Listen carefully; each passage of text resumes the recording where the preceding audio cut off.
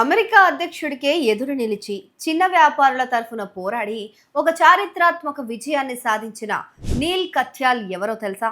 మన భారత సంతతికి చెందిన ధీశాలి మాజీ acting solicitor general Neal Katyal. అసలు ఈ కేసును ఎందుకంత సీరియస్గా తీసుకున్నారు? భారత్కు దీనివల్ల కలిగే ప్రయోజనాలేంటి?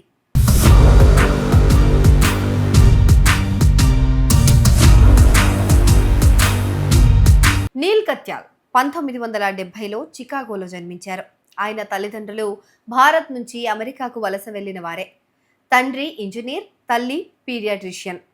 ఒబామా హయాంలో అమెరికా యాక్టింగ్ సొలిసిటర్ జనరల్గా పనిచేసిన కత్యాల్ ఇప్పటి వరకు సుప్రీంకోర్టులో ఏకంగా 54 కేసులను వాదించి రికార్డు సృష్టించారు.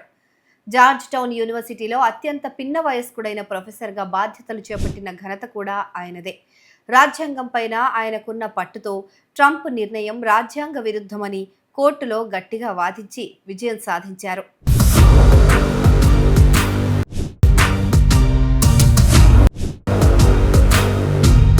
అధ్యక్షులు శక్తివంతులే కావచ్చు, కానీ మన రాజ్యాంగం వారికంటే శక్తివంతమైంది అంటూ కత్యాల్ ఈ విజయాన్ని అభివర్ణించారు.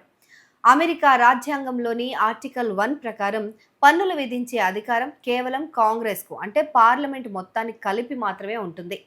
అంతే తప్పితే అధ్యక్షుడు తన ఇష్టానుసారం వ్యక్తిగతంగా పన్నులు వేయలేరని సుప్రీంకోర్టు 6-3 మెజారిటీతో స్పష్టం చేసింది.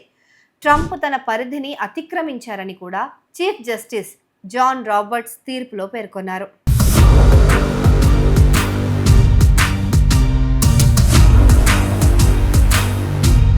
ఈ తీర్పుతో భారత్కు కూడా పెద్ద లాభం చేకూరనుంది. గతంలో ట్రంప్ ప్రభుత్వం భారత్ నుంచి వచ్చే వస్తువులపైన 18% టారిఫ్ విధించాలని నిర్ణయించింది. కానీ సుప్రీంకోర్టు తీర్పు తర్వాత ట్రంప్ కొత్తగా ప్రకటించిన టెంపరరీ ఇంపోర్ట్ సర్చార్జ్ ప్రకారం ఈ సుంకం 10%కి పడిపోయింది. అంటే భారతీయ ఎక్స్పోర్టర్స్కు ఇది పెద్ద రిలీఫ్ అని చెప్పొచ్చు. ఈ కొత్త 10% టారిఫ్ ఫిబ్రవరి 24 నుంచి అమల్లోకి రానుంది.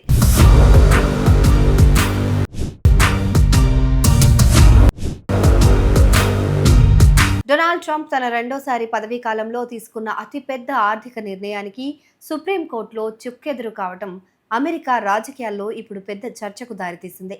ఒక భారత సంతతి వ్యక్తి అమెరికా రాజ్యాంగాన్ని కాపాడటంలో కీలక పాత్ర పోషించడం ఇప్పుడు ప్రపంచవ్యాప్తంగా హాట్ టాపిక్గా మారింది.